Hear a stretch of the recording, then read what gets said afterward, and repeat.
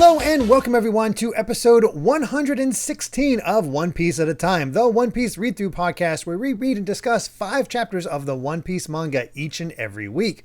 I'm your host, Derek Bittner, and I'm joined by my wonderful co-host and freelance letterer at Shonen Jump, Brandon Bovia. How you doing, Brandon? I'm doing pretty good. I'm, of course, Brandon Bovia, letterer of manga like Dragon Ball Super and Kaiju number 8.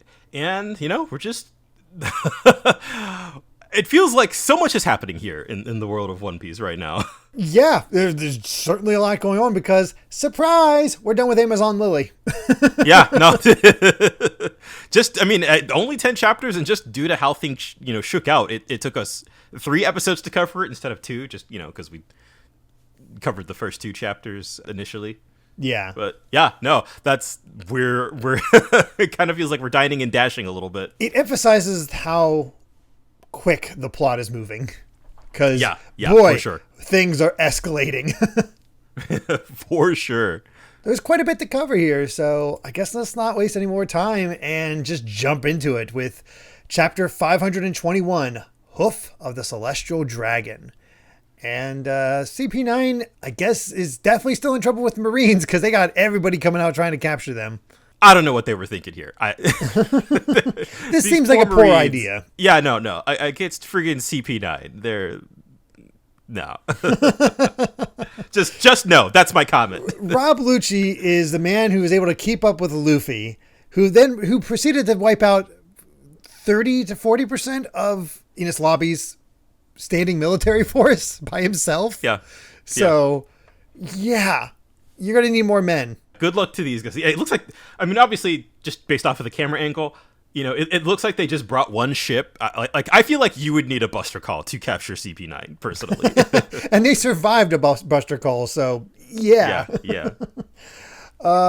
This is not. Although maybe they're thinking like, oh man, Rob Lucci's on death's door. They don't know that he he went to the hospital in between trips. That that is probably a good way to think about it. Yeah. Oh, goodness. But into the chapter itself, the stadium has cleared out, and Sandra Sonia is apologizing to Hancock that that they lost and the enemy saved them. And Luffy's just like, so are you fighting me next? And Hancock's just like, I'm not in the mood. And he just immediately goes to check on Marguerite and the others. It's like, oh, okay, cool. It's not broken. So can you turn him back into, people? Yeah. And then this is a really quick thing, but I love what Oda did here to kind of show off Luffy's character, because he's, all right, turn him back. And then, Boa Hancock kind of makes him like, I'm going to give you an ultimatum. Let's see how he reacts to this. He's just like, I'll turn them back, but you said you wanted to go somewhere by ship. I will only grant you one. And, she's like, we'll see your true nature. Yeah, see what you get. See what you're capable of, man. I was like, oh, okay, thanks. Go ahead and turn them back. Thanks. Thank you very much. And that just shocks all of them with, yeah. I mean, it's Luffy. Did we expect otherwise? Absolutely not. Yeah. And the line here that I really like here is from Grandma Nyon, who's just like, a man with such powerful haki would bow so readily for the sake of the ones he's indebted to. So it's just that. And oh boy, there's so many things I love about the concept of Supreme King haki, but I think it says a lot here about what Grandma Nyon knows about it, and that when you just think about the name Supreme King, you think of a high ruler. You think of somebody with such grand ambition, mm-hmm. that they would, just kind of in the way that it would, you can literally bring people to their knees, apparently. You can make them bow to you. And so that Luffy apparently has all of that power, and yet, is so willing and able to bow down, basically. Mm-hmm. It's cool. Yeah, I feel like there's a lot of implications there. Just I love this. It's just a quick little 2-page interaction about it says a lot about Luffy as a person. Yeah, and it also goes a long way in explaining why he's able to win over all of them absolutely so quickly. Yeah. But yeah, Hancock de-stones the 3 girls, and they come out and they're just like, yay, you're okay. And they're like, what's going on? Petrified. I don't know anything about it. And they're like, when I came to my senses, the man was really happy and everybody was gone. So I don't know anything.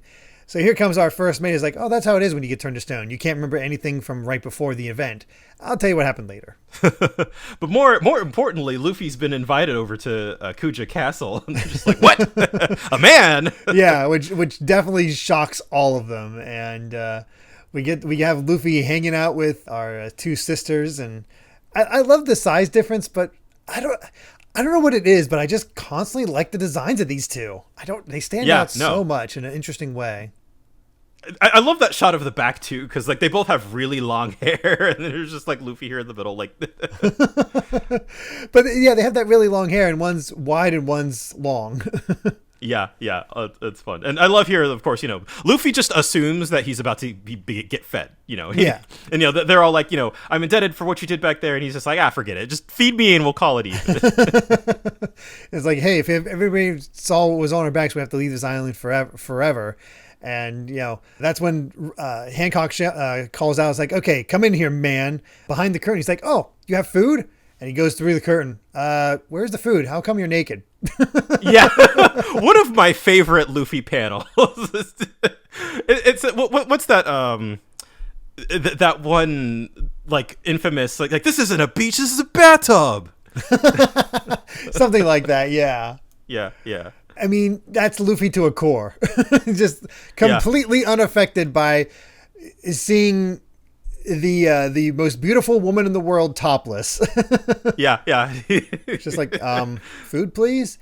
And the interesting thing here that I think the humor of this panel really covers up is some great character work for Hancock, because she's revealing herself like this completely. Like, she seems fine. She doesn't seem embarrassed or anything like that. But when it comes time to move her hair to show off her mark, that's when she's really, like, hesitating. Yep.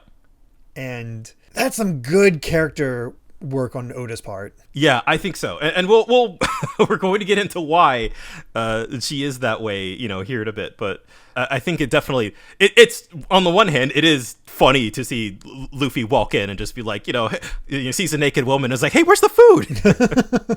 But like, it's that perfect balance of like humor, but also, balancing it with kind of the darker aspects. Yeah, for sure. Because, Luffy, when he gets a proper look at it, is like, I think it's a little different from the one I saw. And he's like, I have this friend named Fishman friend named Hachi. He had a mark kind of like that on his forehead, so I mistook it for that. I've never seen your mark before. And that's when Neon comes in and is like, hey, if he doesn't know anything, you need to tell him. And Neon just keeps showing up where she's not invited, which is kind of funny. And then here, God, thank goodness, I feel like Grandma Neon is kind of the MVP of this set for being the one person who reads the newspaper. Reads the newspaper and also gets these damn kids to do what they need to do. Yeah. Because, she's just like, you're Monkey D. Luffy. It's like, I'm seeing here in the newspaper that you caused a ruckus, like you punched the Celestial Dragon. And then, he was somehow miraculously showed up here 2 days later. Yeah, he's like, he's a good man. And he traveled all the way from that faraway place in only 2 days. So there's things here behind my comprehension. And Luffy's like, I don't even know where I'm at. I got thrown here. And hey, I don't care what I did to the Celestial Dragons. You know what they did to my friend? And that's when Hancock kind of breaks down. It's like, I didn't think such a fool could exist in this world that punches them. And then she's just like, you're like him, the one who challenged the heavens with no regard for his own life. And Luffy's like, who? Yep. Time for a bit of backstory about the meaning of the mark on both her and Hachi's forehead and the person she's talking about. So we learn that this is the hoof of the Celestial Dragon. It's their sign. Those who are kept by slaves, as slaves by the world nobles, bear this permanent mark as a reminder that they are less than human.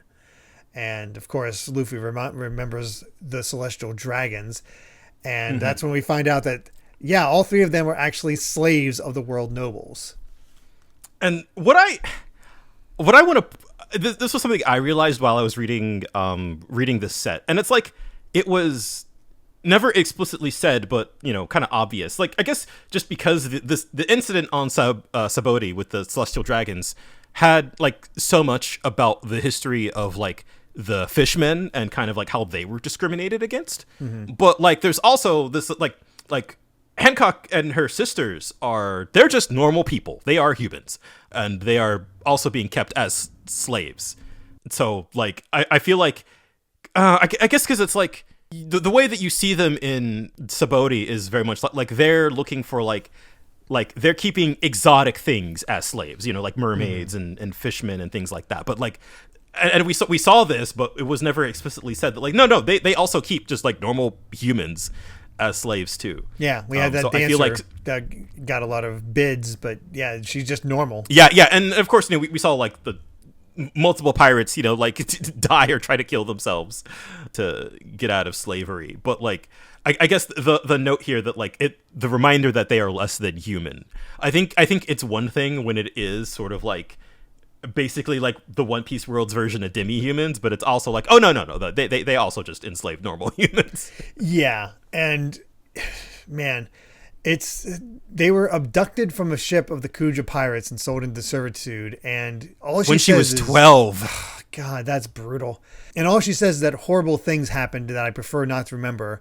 And the guy who was holding the knife and seems to be, like, stabbing at her back, which makes it seem like they just straight up, rather than tattooed it, that mark on, just carved it onto their body, which is, God. Yeah. It's instilled in a dying fear in her. And just bringing it up makes Sandra Sonia burst out into tears. This is trauma. This is just straight up trauma. This is probably some of the most bleak stuff that you could even imagine. Like, this is and it's an all idea. I feel like there's a lot being implied here, and, like, that's sort of enough.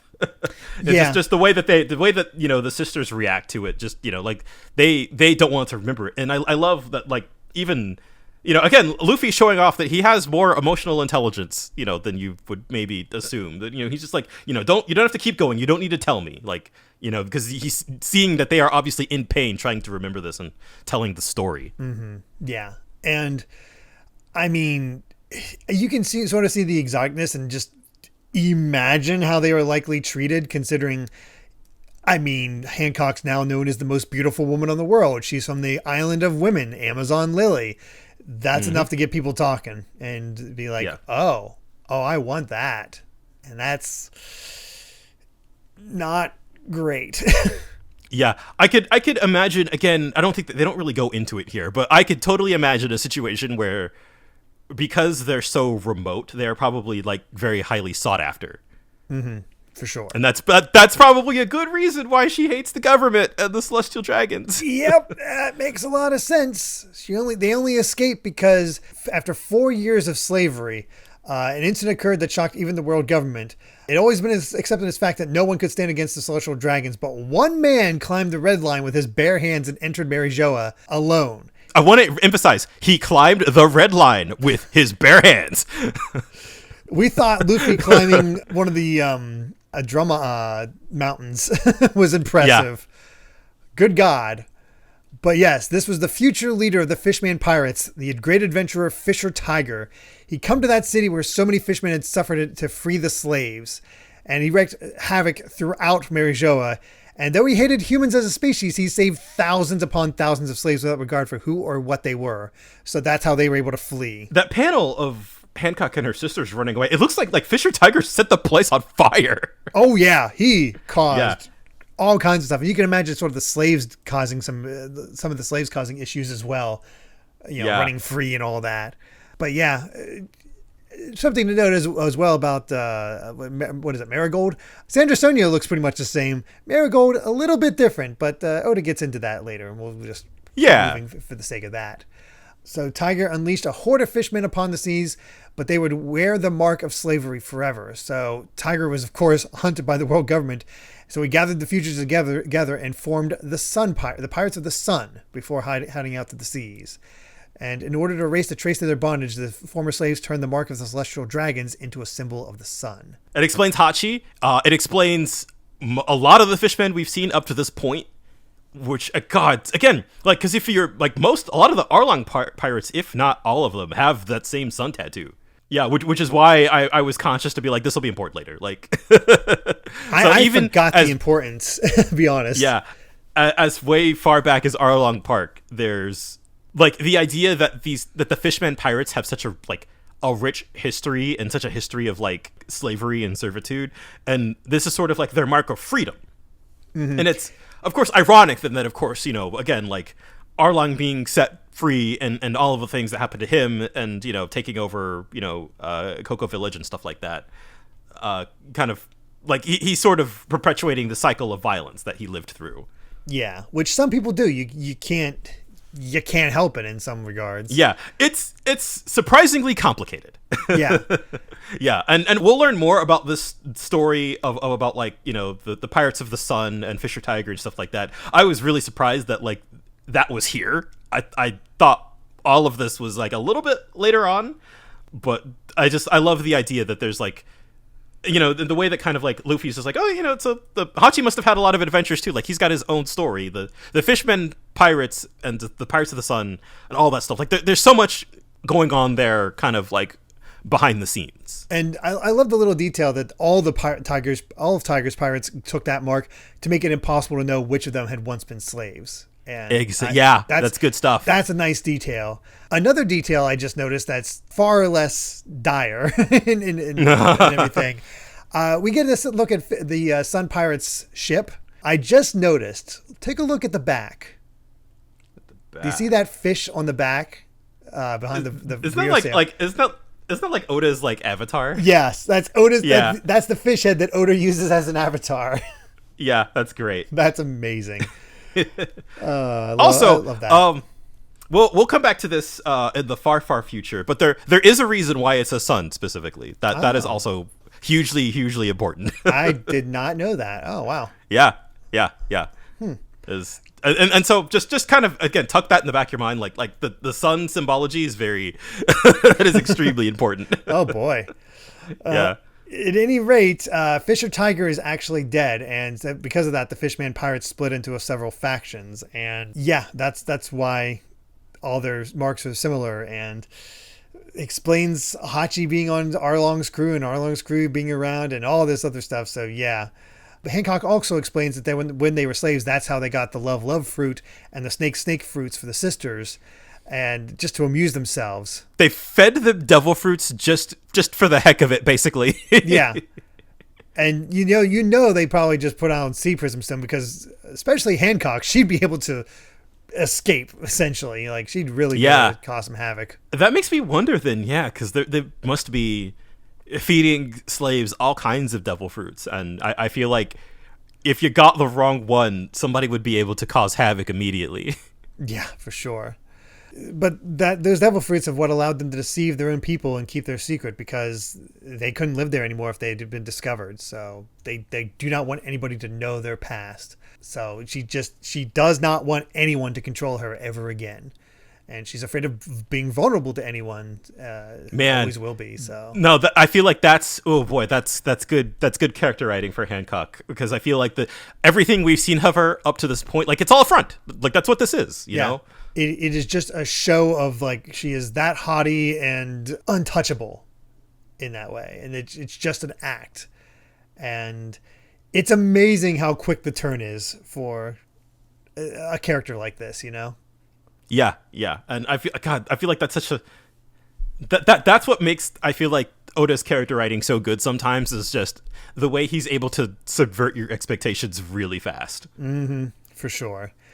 And here comes Neon being like, oh, thank God. She's actually crying because it's been years since she's shown any emotion. I was afraid her heart was frozen solid. She was just so engrossed in that. And Hancock's like, you're a traitor to this nation. It's like, no, you shut up. You managed to run away from the Celestial Dragons, but you had no idea how to get home again. When I found you three, you were miserable, wandering wretches. I brought you here. It's like, so it's a good thing I went to the outer seas. It's some big mother-daughter argument energy. Oh, for sure. And she goes to, all she says to Luffy is like, do you despise me because I was a slave? He's like, I told you, I hate the Celestial Dragons. And, it's so straightforward. And that's enough that she dries her tears and is like, I like you. I'll lend you my ship. Where do you want to go? Luffy pulled it off. He got himself a ship. We won. It feels so fast. Not like in a bad way, but just like, he that's the power of Luffy, you know, that he can just win over people so quickly. It's nice. It's nice to see that the amicability that gathered his crew together in the first place is still serving him here. Yeah, and I really like that there are multiple like good and bad consequences for what Luffy did. You know, he punched the celestial dragon, and that was kind of enough for like Hancock to go, oh my god, like. I'm immediately impressed by you for sure. Yeah, exactly. Yeah. But there's still far more to talk about with chapter 522, Fatal Illness. And, I completely I had no idea. It just went completely over my head that CP9 had an entire animal gimmick until this page. Well, minus Khalifa. Yeah, well, she's a sheep. She looks like a sheep. Yeah. She's a sheep with these outlines. Because I never thought lion for Kumadori, and I didn't think owl for the zipper mouth guy, but... Yeah, it makes sense now. Yeah, and then, of course, you got the bull horns with blue no. I kind of love it. Yeah. It's a great shot. And it's interesting that they're fighting the Marines not to just get away, but to defend their hometown, so... Yeah, to protect the next generation. Very interesting there. But time for that banquet, because... Yeah. That's how we're about to end this arc, because it's party time. Yeah, exactly. And Luffy is showing off his bad habits by showing off how to do the party thing where you stick bamboo sticks up your nose and your lower cheeks and do strange faces. And he's a hit. Yeah, making all the women laugh and dance and say you're funny. And of course, the one guard leader is like, what a vulgar dance. Yeah.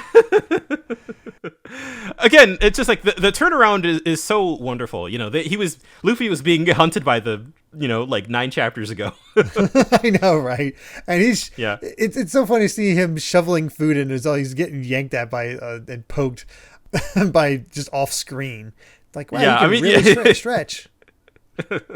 It's like they're treating him like a zoo animal, but also like he's being well fed, so he doesn't care. But then he eventually says, like, it's hard to eat with you guys doing that. Why are you poking and pulling me? We can't help it. You're leaving tomorrow. They all want to touch you at least once just to commemorate that you were here. You're very popular.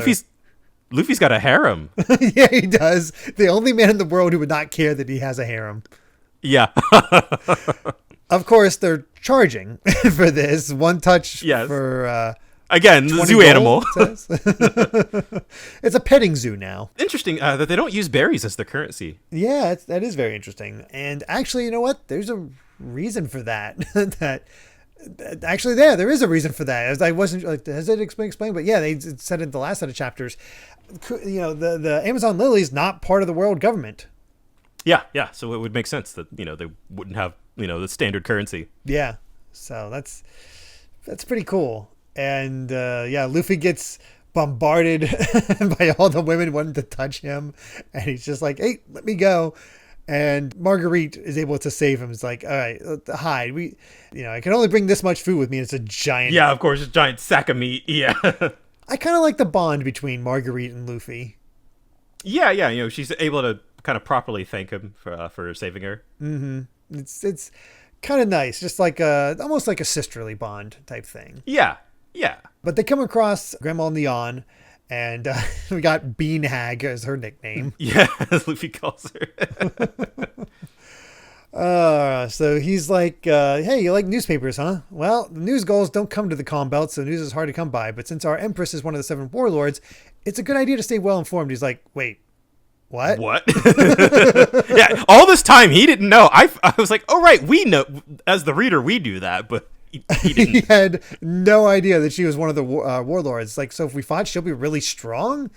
You didn't know that? I guess not. Don't you read the newspapers? No. Yeah, of course. Do you think Luffy reads?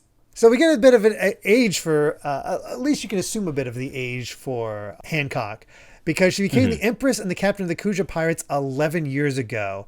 She was still young, but one expedition was enough to put a bounty of 80 million on her head, which, wow. I believe that's higher than Crocodile's, right? Oh, I don't remember. Was Crocodile 60 or 80 million? I forget. I don't remember. I kind of thought he was in the hundreds. No, because Luffy ends up as 100 after defeating him. So right, yeah. He's definitely less than 100, but I forget exactly how much. Yeah, I don't remember. Yeah, it's okay. But yeah, like soon after she got rescued, so she's like 27. Yeah. which at least 27, I guess is the best way to put it, which is kind of interesting. Like have such an older in quotes protagonist. Yeah. Well, I mean, One Piece has a lot of character. Yeah, One Piece has a really big range of important named characters. That's true. I mean, you get used to some of the other Japanese content out there. It's like, oh, you're 30? You're an old man. Yeah, old man. You're yeah, ancient. yeah. Because, I play Final Fantasy VII for the first time, meet Sid, and it's like, he's talking about like his old man or hunched over, all that's not hunched over, but just, like, oh, he has to be like 50 or 60 or something. And then you learn his actual age. He's like 30. It's like, yeah. I take offense to this. Yeah, no, that's very, very common. I feel like, especially in shonen manga, I feel like you have 30s like the cutoff. Again, I work on Kaiju number 8, and that whole thing is like, oh man, he's a shonen protagonist, but he's 32, trying to aim for his dreams again. That's pretty cool. So yeah, she's that's when Neon continues on. It's like she's in danger of losing the title though, and he's like, what? The 7 warlords at Navy headquarters are joining forces to fight the Whitebeard pirates? Why? What's going on? Yeah. It's funny here that we kind of have to get Luffy caught up a bit, because this is all stuff that we as the reader knew, but was all happening kind of on the periphery. Yeah. And Neon's like, yeah, the world government knows Whitebeard won't allow any of his crew to be executed. Nevertheless, they announced the public execution of Porcus D. Ace. And Luffy's like, say again? Fire Fist Ace. Right. Ace is going to be executed. And that's when he's like, oh yeah, some pirate called Blackbeard captured him. Blackbeard? And was made one of the 7 warlords. The people of Central have caught big fish, and they're going to take advantage of that. It's like, that's Luffy like, that's my brother. Ace is my big brother. So yeah. I had no idea he's gotten caught. He's going to be executed. He's in big trouble. So Whitebeard, if he wins, he might rescue your brother, but Luffy's like, but they're still going to execute him, in 6 days. And he's like, that's so soon. Well, how many days does it take to get the Saboti? 7. But Ace will be dead before I even reach my crew. Yeah, and now Luffy's kind of presented with a big problem. Yeah. He's like, okay, how far is Ace from here? Well, he's being held in Impel Down. So from here, it'd take it 1 week by pirate ship and 4 days aboard a Navy battleship. And that's when we get the explanation of why Navy battleships are much faster. Because it wasn't just Enies Lobby that had one of the gates of justice. Yeah. There's one at Impel Down and at Marineford. If I remember right, I think this got explained a little bit during Enies Lobby. A little bit, like, only in terms of Enies Lobby, but not that it was connected. I like that we get a map. Yeah, you get a sense of just how far they traveled, I guess in a macro sense, because this is a day's voyage type thing. Yeah. Also puts into perspective how far Luffy flew from Saboti. Yeah, it just makes me wonder how far everybody else went. Seriously. But yeah, because of the giant whirlpool that connects the 3 facilities that speeds up when the gates are open, that's how they're able to get there faster. And that's when Luffy finally retrieves Ace's Viver card, and there's not much left. Yeah, it's fizzling out.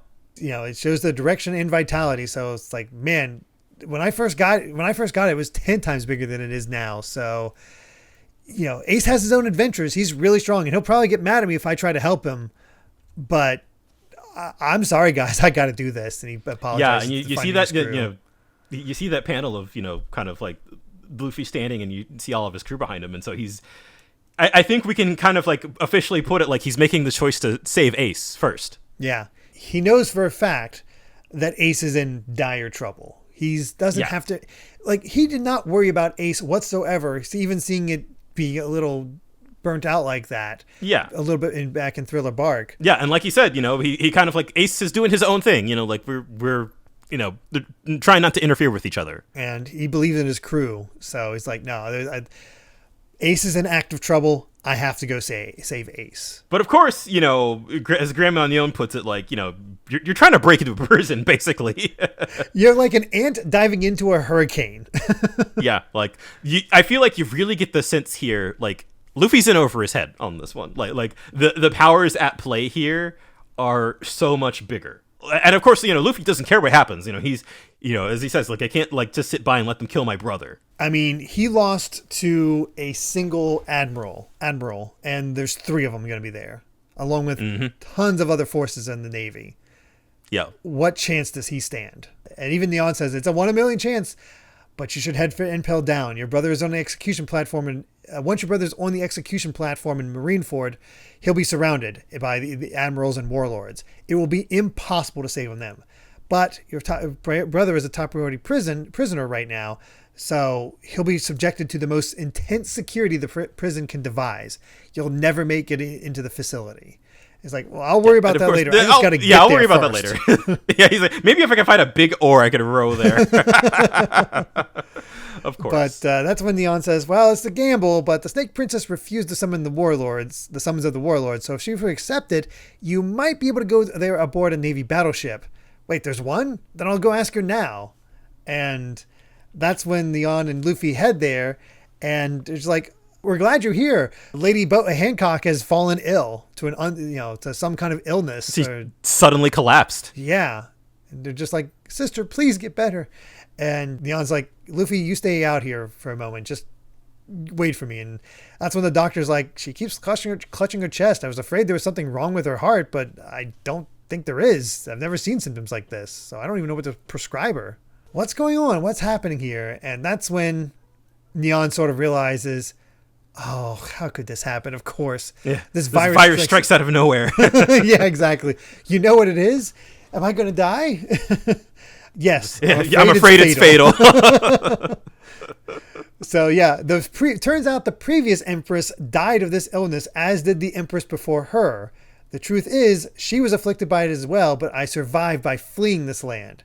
So, all she says is, Snake Princess, Monkey D. Luffy is here with me. He'd like to ask you a favor.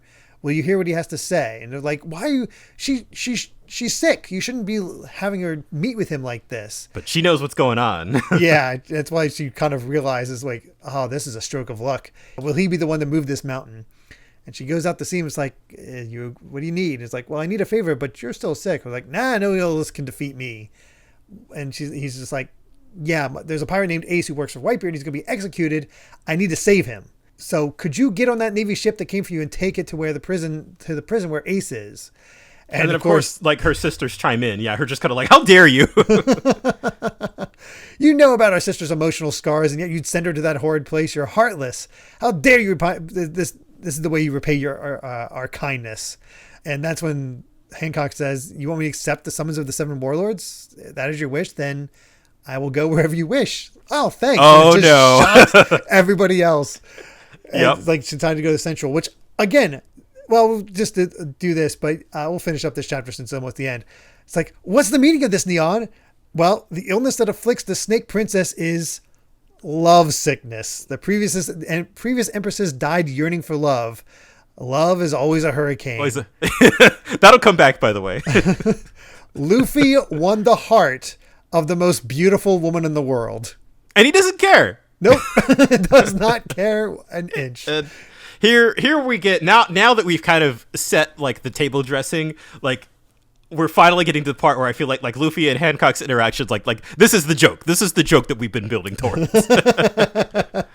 It took us a little while, but now we have sort of like the baseline set of Hancock's in love and Luffy is just like, yeah, whatever. Yeah, I dig it, but also the fact that they're freaking out about her going to Marineford, we understand now, like, her being afraid. She's not afraid of fighting. She's afraid of going back to Marineford. Yeah, getting anywhere close and being to that close. Yeah. Like, and again, all of the trauma and all of that, and of course, I feel like it's multi-layered too, because, like, and she spelled it out pretty clearly to Vice Admiral Momonga, who's just like, I hate you guys. Yeah, I don't want to fight for you. I don't care. Now we like, understand you think I'm gonna why fight an emperor. Absolutely not. Great character work here, and it's really interesting now that we got Luffy kind of like, oh, he's noticing what's been happening all this time. Yeah, it feels like the subplot that has been building really since, like, Drum Island. Yeah. That has been brewing in the background, just, bit by bit. It is now boiled up to the point where, I don't know, we're now in the situation where Luffy is separated from his crew. As we kind of saw at the beginning of this arc, it was like, okay, I have to get back to Sabaody as fast as possible. Like, we have to reunite. And now it's like, I'm sorry, guys. I've got something I need to do first. Yeah. Luffy's kind of going on his own quest. Which is interesting in and of itself that Oda decides to just pull back and not have Luffy with the crew for this whole sequence. Because Luffy has to kind of figure things out on the fly on his own, and we've seen his planning skills. But you're putting it that way, that this has been building since Drum Island with the first hintings of Ace and Blackbeard is insane to me, because that's what around chapter 150-ish. Yeah, for sure. And I guess that's just the thing that like that the subplot has been there for so long, and you don't really think anything of it, but you know, every time we get just like a little bit more, and now it has become kind of like basically like the crux of this next part of the story. Pretty much. So let's continue on with chapter 523, Hell. This I just wanted to say that the chapter title caught me off guard, because we'll get into it. I thought they were talking about this is not about Impel Down. No, it is not. that this is what Oda decided to name the chapter after is kind of hilarious. Yeah, because you would think like, okay, yeah, we're going into a prison. No, it's not that. No, that's not that. Somebody else that's in hell, though, Spandam, which good, because seeing him just all intensive care, like, I love it. Every bone in his body broken. It's so good. Yep, I'm so happy. I love the fish in the bag on his head, which means it's not even cold. Yep. And that's when we start out with the Hancock being like, "What's wrong with me? I can't help doing whatever Luffy asks. I agreed to go to the Central without even thinking over, but I don't mind." Yeah, that's love. That's the other I love thing. how Grandma Neo's just like, the pain you feel when you're separated will weaken and eventually kill you. Oh my God. The previous empresses ruined themselves by suppressing those feelings, by choosing to go with that man, you just saved your own life. If you go to the government and defend your title as one of the 7 warlords of the sea, you will be defending this nation as well as helping Monkey D. Luffy. So like, Neon's just like, oh, thank God. This worked out in my favor. Yeah, and of course, you know, she's, you know, thinking, I don't know what star he was born under, but normally the only way a pirate would ever visit Impel Down is by getting captured. So, yeah, here we are. We're gonna break into a prison. Mm-hmm. And we're leaving immediately. We're not leaving tomorrow morning. We're going now. And yeah. All the women are just like, but I haven't touched you yet. Which is just so wrong, but so funny. It really is. And you get this nice little goodbye between Marguerite, Sweet Pea, and Alfandra, I believe her name was. And it's a fun trio. You don't see them much, but they stick out. Mm-hmm. And you know what? The joke at first was like, that seems a little cruel, but the fact that it upped the ridiculousness by, you know, who put a puppy and a baby seal in my path, and she just kicks them away. I think what gets me is that, you know, of course, you know, you get somebody from the crowd like, I'm sorry, it was my fault, and she's just like, be more careful next time. That's how she reacted last. Like, there's something funny about like the audaciousness of like, yes, I will kick this adorable animal, and then like she's just like, just you know, be careful. like don't do it again. Like it's like a light scolding is what's so funny about it. Yeah, it's kind of adorable, and it's just like, again, it's the baby seal. It's ridiculous that there's just a random baby seal and a puppy. Yeah, who put this baby seal in my path? And that's when the women are like, oh, for some reason, she's even more beautiful than usual. And her charm knows no bounds. Luffy's like, hey, thanks for doing this in such short notice, Snake Lady. She's like, I can't bear to look him in the eye. Yeah. And then I love this bit here where, you know, the crowd's just like, don't call her Snake Lady. You have to call her Snake Princess. And, you know, of course, you know, here she is blushing, like, just call me Hancock. And then she's like, okay, Hammock. Oh, gosh. And all the women are fainting because it's just like, she actually smiled. How many carats does that shine? and I love Grandma Neon here, just like, oh, women in love. There was a time when I was like that, and she's just like, Grandma, your face just turned really creepy. Man, the gags here, even we're just like 4 pages into the chapter, is hilarious. Mm-hmm. And that's when they take off, and some of the women say goodbye by having the chopsticks in their noses. Yeah. And yep, they've officially left Amazon Lily and are ready to talk to Momonga. That's when Hancock's just like, yeah, the conditions or as I described it with the transponder snail, only I and the snake are coming, and we need to stop by the great Impel Down. He's like, yeah, it's been approved. Under normal circumstances, no pirate is ever allowed near it, not even one of the warlords, but this is an exception, so we won't be staying for long. All right. And Momonga's like, okay, I can actually complete my mission, but... He's been chilling here this whole time. With his by petrified himself. crew. Yeah. He's dedicated, that's for sure. They all wave goodbye to Hancock and sneakily say goodbye to Luffy. They have to take care of him, and she awakens all the crew who all slump over to get in one big pile. Yep. It's just hilarious. They're ready to take off, where Luffy has secured the help of Hancock, one of the 7 warlords, and snuck aboard a Navy battleship. He's getting real close under her clothes there. I'm surprised she's handling this as well as she is. Yeah, he's going to say just with a straight face. Yeah, just his arms wrapped around her waist, his legs wrapped around her as well. Yeah, it's like, oh boy. But time to move over to the headquarters because Sengoku has been informed by a message from a manga that Hancock has finally relented. So she's on her way. And Sengoku's like, okay, we got 6 of the 7. Has the one we imprisoned calmed down yet? And then, oh, here's a fun detail. Yeah, it is. He's still very much opposed to the war. He says he doesn't care if you strip him of the title, he's not going to fight. And that's when Sengoku's like, I thought he'd be the most cooperative, but I never imagined he'd cause such a ruckus. Jinbei, our final warlord. Who is technically our first warlord.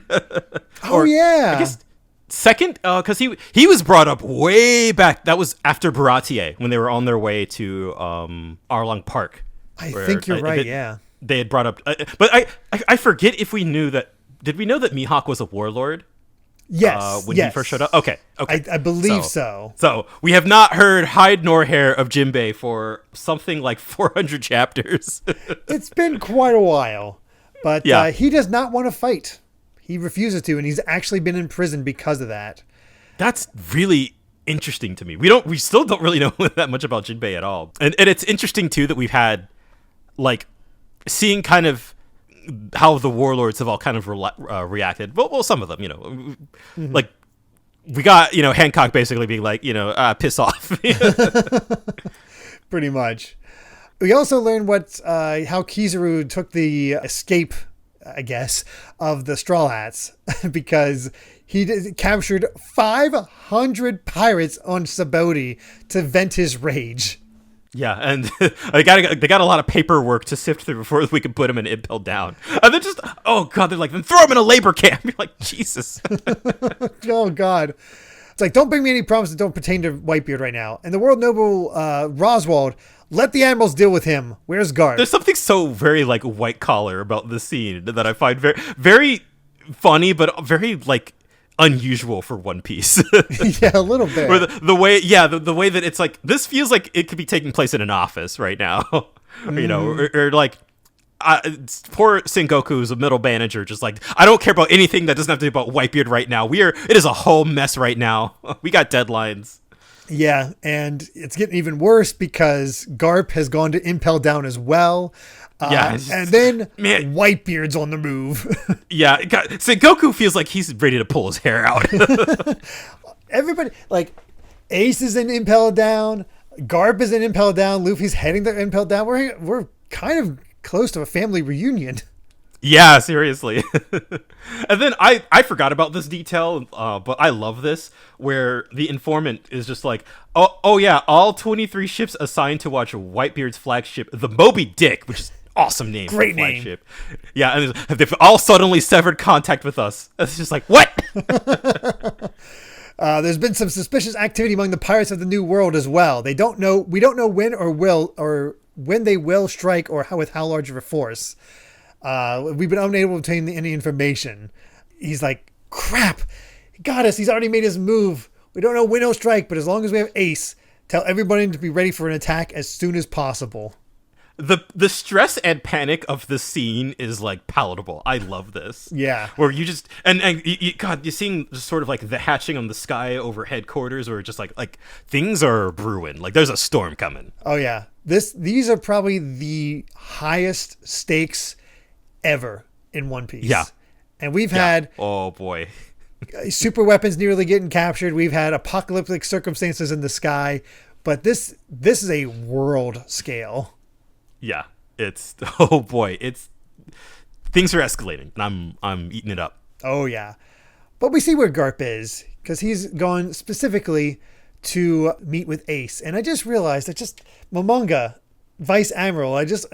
For whatever reason, it just took till now. I was like, all right, he's the same rank as Garp. Weird. Yeah, yeah, that is weird. You just think of Garp as like a step above. Yeah, I will say there's a reason why Garp is a Vice Admiral. I'm sure Okay. he probably refused the admiral position. Like, there's no way he couldn't have been an admiral. Let's be honest. Yeah. There's. I was like, when you think about that, because I was like, we know Garp, and he's an old fogey who was apparently very, very strong in his day. Yeah. So there's a reason for that. I also wonder if he's able to be fleet admiral, but I don't know what that takes. If it's strength for that position or politics. It's hard to say. Yeah. But hey, I did not expect this. Wanted to check up on what some of the Straw Hat crew is up to.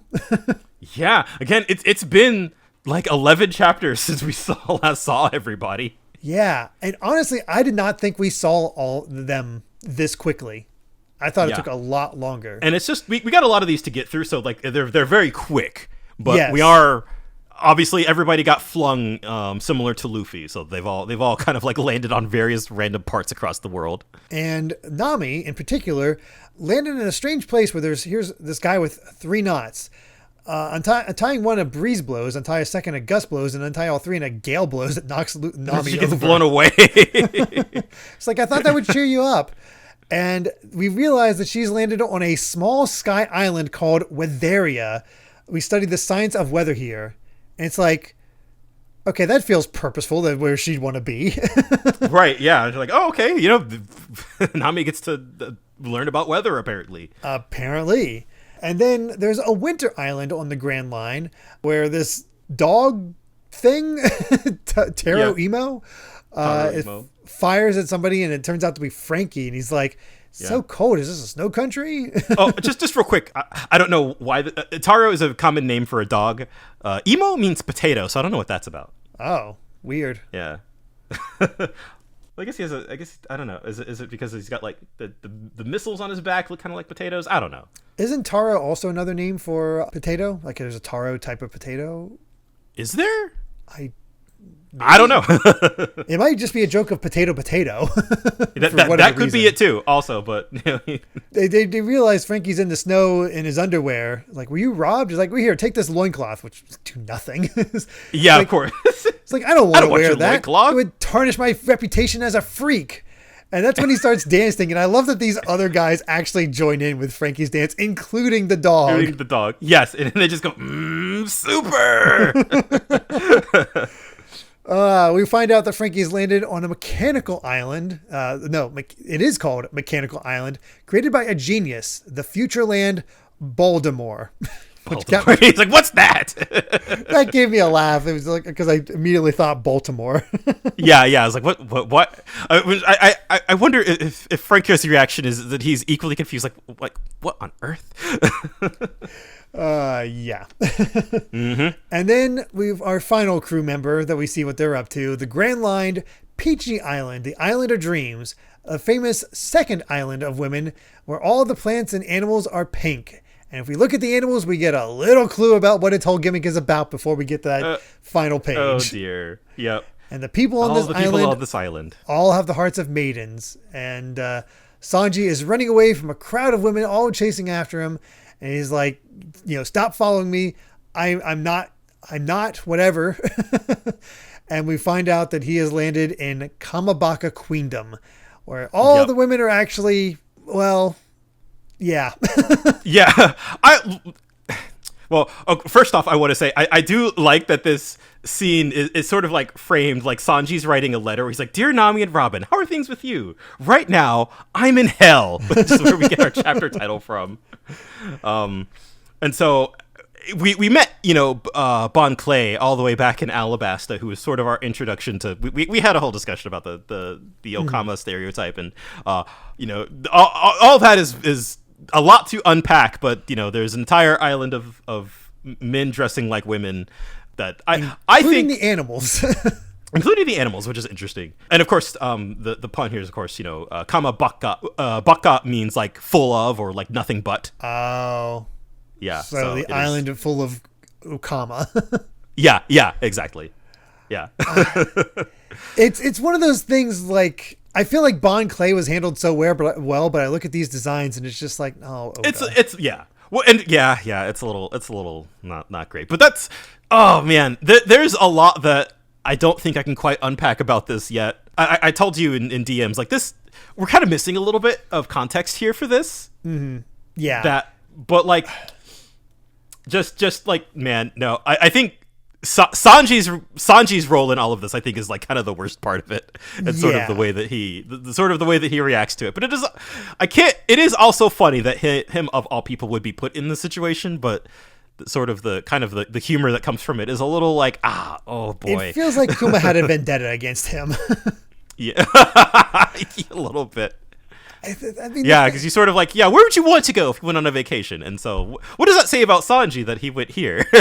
All I'll say is that the context of this works later, but Sanji is, weirdly enough, kind of the worst part about it.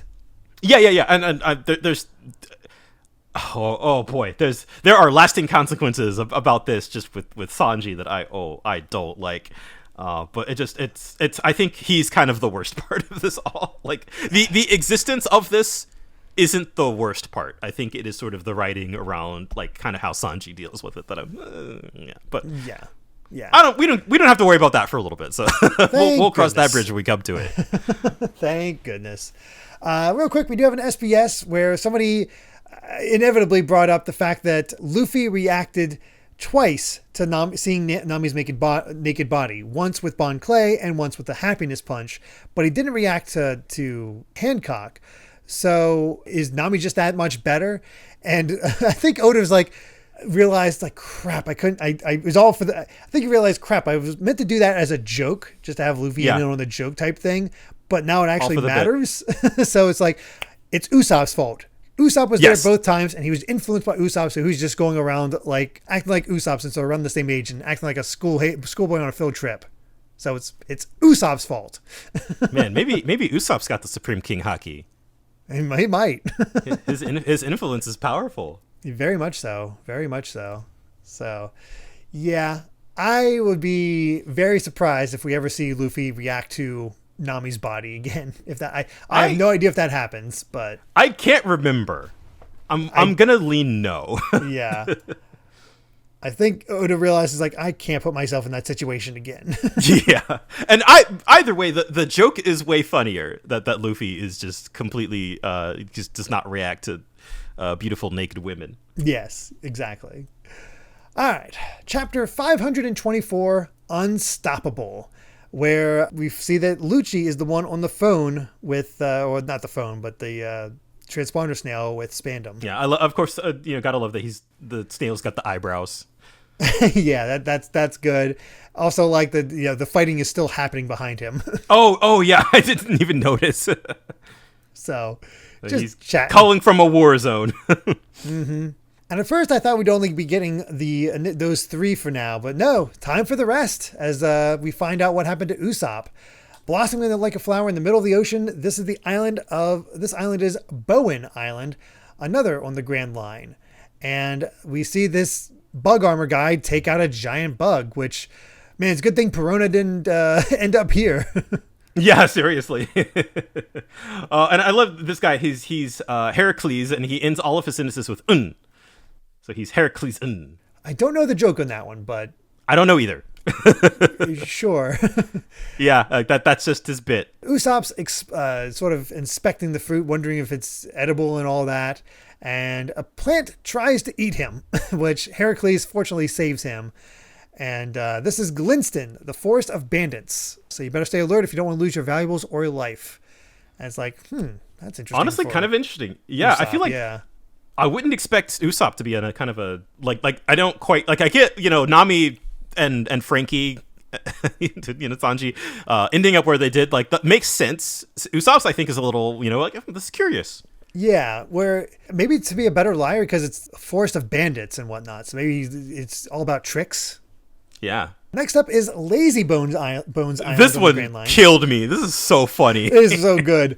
Hungary, the impoverished nation, where they got these cultists trying to summon a demon to get revenge on the Long Arm tribe that took everything from him. So that's an interesting little note. I don't know if that ever comes back.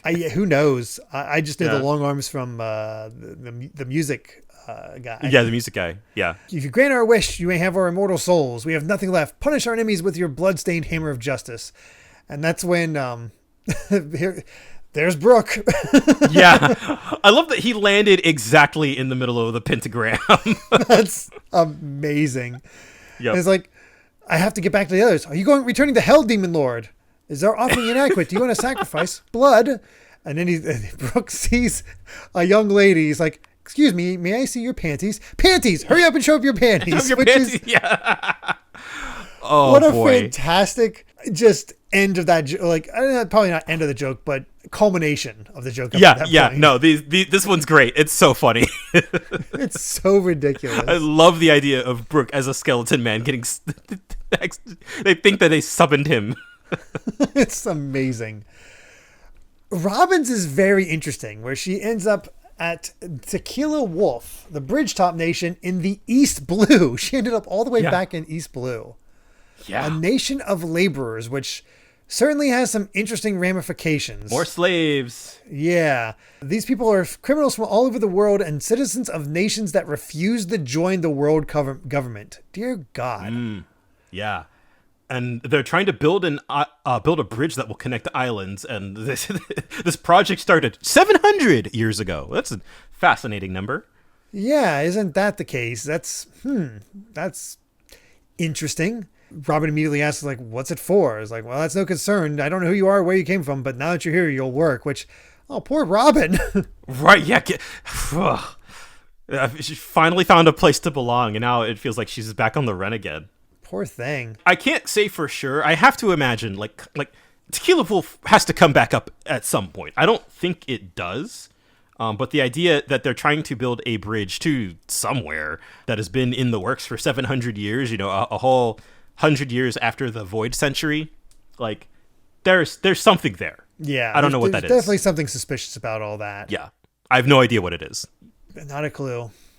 Next up is Chopper, who ended up in the South Blue, unable to move because of his monstrous transformation. So he has to kind of roll out of the way from this big bird that's trying to eat him. Yeah, and he falls. He's on like a giant tree, and he falls like all the way to the bottom. Where he gets picked up by this tribe. He's like, hey, this raccoon fell in the nest. I'm like, I'm a reindeer. Let's make reindeer stew. Wait. He's like, wait, did it just be? This is Treasure Island in the Birdie Kingdom, where birds rule over people. See, again, and even that one, I'm curious about that one, but, he's in a nation of animals. Again, I feel like Usopp's is the only one that I'm like, huh. Yeah. You know what? Also kind of Zoro's, because Gloom Island, the Grand Line, and it's the ruins of the Muggy Kingdom, where, hey, it's Perona. This is where she landed. Yeah. She's like, I know I said I wanted to go on a trip to a gloomy old castle full of grudges where I'd sing a curse and soak up the atmosphere, but I wanted servants as well. Yeah. She wanted to, wanted to get a bagel and a hot cocoa when I wake up in the morning. And that's when she sees somebody else land over in the distance, which you got to love the curled mountains that just immediately make you think of Nightmare Before Christmas. Yeah, absolutely. And she discovers Zoro landing next to her, which, why did Zoro end up in the same island as Perona? That's the big question. Yeah, that's definitely curious. There's a reason for Zoro. I actually know what the reason for this is. I remember, but I'm not going to say. Yeah. It is not immediately apparent. No. She actually bandaged up Zoro. He's completely bandaged up. Yeah, man, he's had a bad day. Yeah, he is like ready to go ham on Kuma. He's like, where are my swords? He's like, I'm not giving you any weapons. Yeah, the natural response. So that's what every single member of the Straw Hat crew is up to, or at least where they landed. They're all in various states of okay. Yeah, some are certainly in better shape than others. Yeah, for sure. But it's at least we're glad to kind of like get that little peek, like the sort of confirmation that they're all I'm guessing they're all over the didn't want world. people wondering for too long since Right, like, oh, they're all dead. No, okay, they're all fine. But Yeah. I guess now is probably the right time since we're kind of in between arcs, and Luffy's going on his own quest.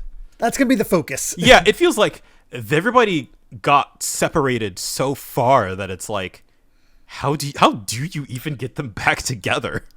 How do you communicate? Yeah, that too. I don't know. But we return to the present where they're on the Navy ship, and that's we got Hancock saying, "Hey, don't forget, you worthless fool. Each of my meals must weigh 100 kilograms. Any less, and I won't be satisfied in the least." And she's doing her whole pose where she's looking down on them. And of course, you immediately understand what's going on. She's not eating all that food. Oh, yeah. I also have guys turned to stone next to her doors. Like, what happened to them? I was like, well, that's a warning to the rest of us. Anyone who goes near her room and tries to peep will end up like that. Yep. And then we see she's feeding Luffy some meat. And he's like, oh, I like it when you feed it to me. It makes it taste even better. You're so sweet. A cute little thumbs up he's doing. Yeah, there's a little daydream. If only he said that. Instead we go to the actual thing where he's stuffing meat in his face and she's just watching in the corner. He's like, aren't you going to eat? It's all right. My heart is already full. And that's when he shouts out, "It's like, I'm stuffed." That was really good. I like how he's even bonded with the snake. He's just they're all eating together. And they're like, "Hey, Hancock, is there somebody in there with you?" It's like, did you really say I'm stuffed? Would the Empress really say something like that? And she puts out all the dishes going, "Oh, I'm stuffed." Yeah. And I love that, one of the Navy guys is like, "Impossible. If that was her, I'll give myself a mohawk." And their freak out face gives him a mohawk. Yes. She comes out and says, "Oh, I'm stuffed." Oh, that's great. And it's like, that was an excellent feast. Now clear away the plates. I'll be eating this much 5 times a day. Don't forget. What about us? You can starve. It's great that now that we are kind of in between arcs, like Luffy's getting powered up, man. He's eating like a king. Oh yeah, he is full. So he is ready to go. And this, God, the build up for this. Only 6 days until Portus D. Ace's execution. Having heard that Whitebeard had destroyed all the surveillance ships, Navy headquarters was in a state of high alert. A horde of Navy men poured into the city of Marineford. All the forces, and there's Hina, and there's Smoker and Tashiki of Justice. We get a giant, basically, in a Navy uniform, which he looks boss as hell. He does. We're beginning to gather at Navy headquarters, and there's Kizaru and Aokiji, and we end with, we got Sengoku. Meanwhile, at the sacred land of Marijoa, the 7 warlords of the sea were informed of the order for battle. They are all fiercely unruly rogues. All of them at the dinner table is so funny. And just seeing Kuma and Moria just like tower over everybody, and also like, hey, Moria's still one of the warlords. Good for him. He didn't lose his job. They couldn't afford to lose him at this point. Couldn't recruit that quickly. And we see that Blackbeard's just as big as freaking Doflamingo. I don't know why I always blank on his name. He's so memorable. And then there's just Mihawk just chilling in the corner, feet on the table. The only normal-sized person of the warlords here. Boy, he and Hancock stick out like sore thumbs compared to the rest of these guys. Yeah, you people are tiny. And they were basically like, yeah, the one thing they all understood was there is no way they could ever fight alongside one another. Man, what a cool shot. Oh, it's great. And what a great line from Garp. Is like, I'm not gonna kill you, Ace. It'd be rash. There's nothing you can do now. Whitebeard won't stop if you die. Nothing can prevent this war now. We've angered the king of the sea. Oh boy. And I feel like that really puts it into perspective too. Well, it's kind of like a promise, I feel like, that Oda is making. Is it like this is happening? Like nothing can stop what we have started. Yeah. There's no getting off this gravy train. Yeah, at this point I don't want to say that like Ace doesn't matter, but it's more like no matter what they do, like Whitebeard's coming. He's coming. Yeah. For sure. We do have another SBS where somebody mentioned that Luffy never has any sort of internal dialogue, because I read from the beginning. Which something I love, by the way. That is we've mentioned it a few times. So he's a man of action. I love it. I'm all about it. Luffy will always act before he thinks. And then we get the question about Marigold being so thin in that flashback. And she looks really pretty. What happened to her? Well, she didn't get fat. It's all muscle. She gained weight to get stronger. That's why she worked out and got all those muscles. She had to eat a lot too. Which is awesome. Which Yeah. I feel like is... I'm glad that like Oda took sort of like a conventionally attractive character and just like no, she got buff. She built out. Oh, yeah. I mean, Yeah. and in their society, she's even more beautiful now because she's strong. Exactly. Yeah. I think that rules. All right, let's get to it. Chapter 525, The Underwater Prison Impel Down. New arc has officially New arc, begun. baby. We're here. Welcome to the Impel Down saga. Oh boy. Another thing from CP9, which feels like it's getting ready to wrap up soon because Yeah. it doesn't say end. It's just saying we will return one day. So even though they beat up the Navy, they do plan to come back to CP9, which is Somehow, yeah. Are you going to be allowed back? What's up with that? that is a good question. Also, the captain, the leader of the guys who was coming after them that had Marine across his face, I think he was supposed to be a robot because if you look at him now, he's in pieces. Like Bluto's holding his head. All the CP9 members are holding various parts of him. Yeah. Huh. I think he was a robot or something. Yeah. That's I don't- weird. I don't quite understand. I don't think any of them have that power set. Yeah. I was thinking, wait, no, but they're all animals. Like, what happened? Like they're smooth because of Khalifa, but Yep.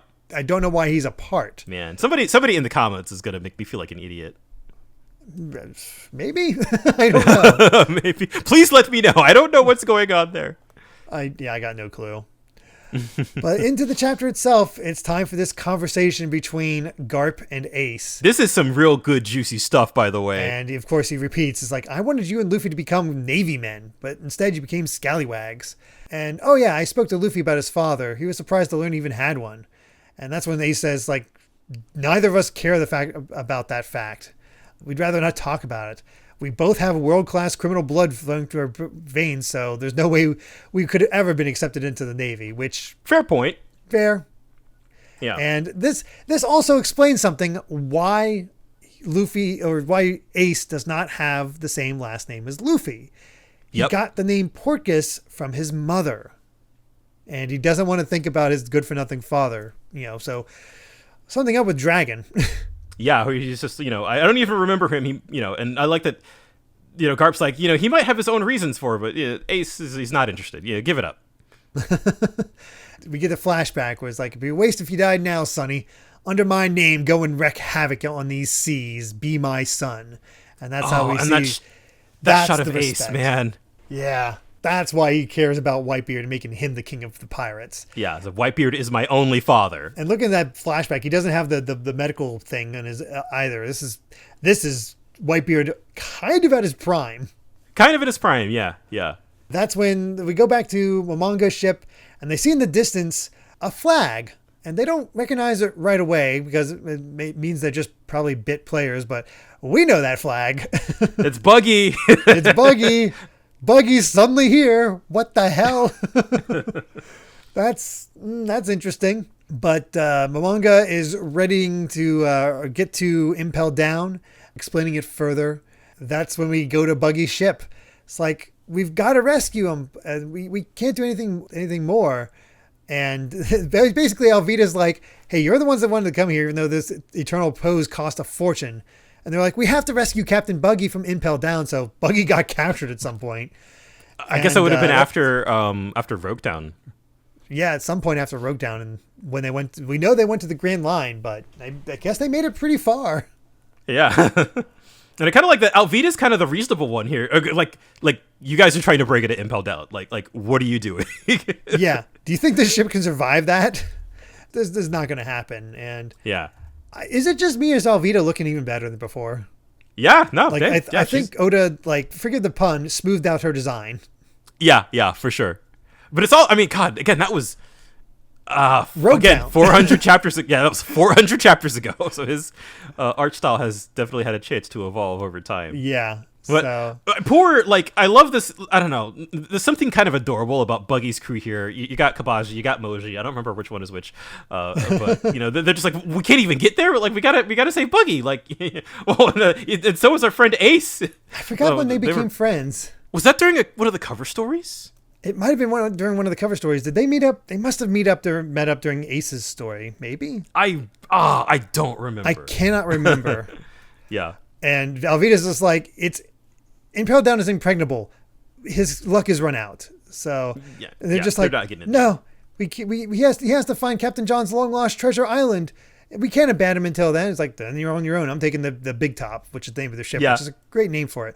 Also, I love that Richie is just thinking about food every day. Yeah, he's thinking about food the whole time. Because it looks like he's pleading alongside the rest of the crew, but now he's just like, I'm hungry. Give me rice. Give me meat. And Alvita's like, hey, Buggy's not here, so I'm definitely taking the ship, and I'm not sailing into certain death. If you want to say Buggy, do it in a lifeboat. You'll be all dead, but you'll all be dead before you even see Impel Down. And that's where we're like, goodbye, Captain Buggy. Best of luck. I love that. I mean, because we saw and kind of understand, like, Luffy trying to break into Impel Down is like a 1 in a million chance of, like, you know, this is like one of the most heavily guarded facilities, you know, in the entire world. So the idea of like, oh, if Luffy is like just barely scraping by, like, there's no way in hell. Buggy's crew, like, maybe Buggy at this point. Who knows? We haven't seen enough of him yet, so who knows if he's been training his devil fruit or not.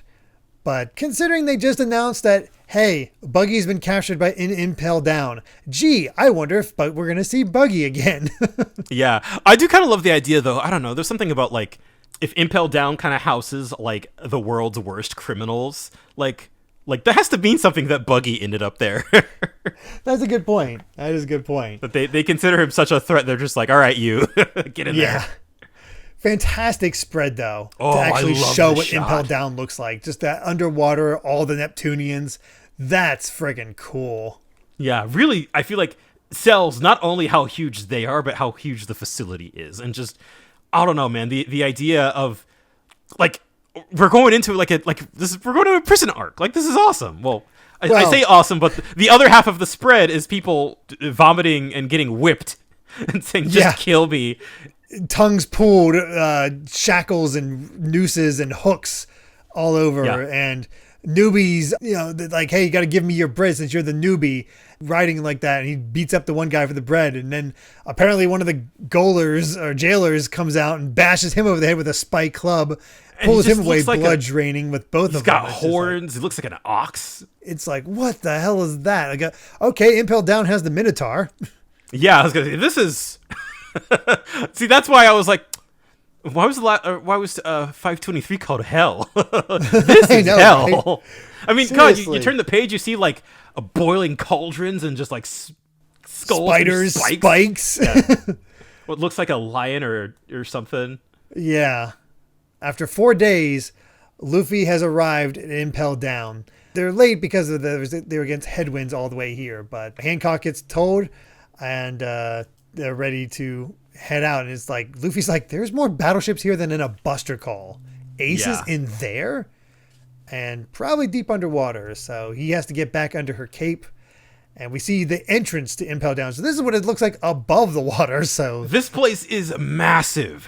Good God. And just all of the detail and like, just again, now I feel like we are really seeing Oda flex here, just in terms of like, the scale. I mean, God, you can zoom in and see all of like the little details on all of like the stone and brick and stuff. It's just the way that it's sort of like shrouded in fog in the back. It's awesome. This one of, obviously, horrible place, would never want to go, but in terms of like imagination, I think this is one of design. It's one of the coolest locations that we've seen so far.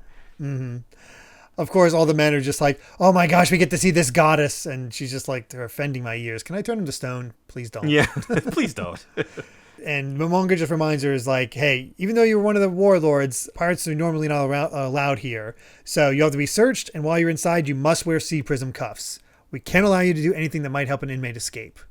And Luffy, she's like, Luffy, they're going to frisk me. It's like, I'll think of something. Keep going. Man, no, this really feels like it is, again, like a 1 in a million chance. Like, mm-hmm. We are, if anything goes wrong, like this whole crazy plan goes kaput. Yep. And we see this other panel where some guy is informed, in Shadow is informed that Buggy has escaped from his cell. It's like, oh my God. Buggy. Oh, here we go. What are you doing, Buggy? And he's informed that, well, the underwarden is this guy. Hancock's here, and he's like, all right, I'll be right there. So let's open the gates and hurry up. And there's 33 hours left until Ace's execution. And surprisingly, a shorter chapter. Usually it's 19 pages, only 17 pages for this one. Yeah, wow. Whew. Boy, there was a lot going on in the set, man. Oh my God, yeah, there was. It's just packed, and it's like we're getting some lore-ish things, but honestly, I think it's more just character work. Yeah, character work, lots of plot progression, lots of, like, we haven't, like, no action, really. And even the action on Amazon Lily was extremely limited. It was very short, yeah. Oh, boy, no, God, and I can't get over how ominous the tone has become. Mm-hmm. Like, these are pirates at their lowest point, criminals at their lowest point, and Luffy has to go in there and somehow find Ace. Yeah. All while, like, the world is about to get torn upside down because the Marines are flipping out because we're like, oh, God. I can't get over the fact that, like, all we saw of Whitebeard was like, oh, like, all of our ships tracking him just gone. Just like, oh, crap. Yep. Oh, this is going to be something else. I'm excited. Yeah. And I remember the bigger moments of Impel Down. There's a lot of, like before, I forget a lot of the little things. So I'll be very curious to get to see all of that. I'm looking forward to revisiting this arc so much. Oh my goodness. This is, we're in it, man. Oh, we're in the good stuff. Yeah. Yeah, we are. I'm so freaking excited. It's unbelievable. But yeah, with that, I believe we've said all we've wanted to say about chapters 521 to 525 of One Piece. Thank you so much for listening, and you can find more of my ramblings and stream VODs over at BitNerd Games on YouTube or BitNerd with an underscore at the end on Twitter. And Brandon, where can everyone find you at? I'm at Brandon Bovia on Twitter, talking about anime, manga, games, and my job. And as of the recording of this, the Kaiju Number 8 anime has finally premiered. And I loved it. It's great. It's very awesome. Straightforward. Yeah, the animation's very good. Music's very good. And I can't wait to just see people experience it for the first time. And it's also, the dub is coming out at the same time, too, which is also a really good treat. Oh, nice. It's a simul dub. Yeah, the dub's fantastic. So, you can't go wrong either way. But also read the manga. Yeah, exactly. See what's coming. But yeah, and if you'd like to help us out more, you can support the podcast over at patreon.com/Derek Bittner. That's DERRICKBITNER to listen to the next episode ad-free 3 days early. And make sure to return next time as we discuss chapters 526 to 530 of One Piece. So until then, my friends, bye. Remember to take life one piece at a time.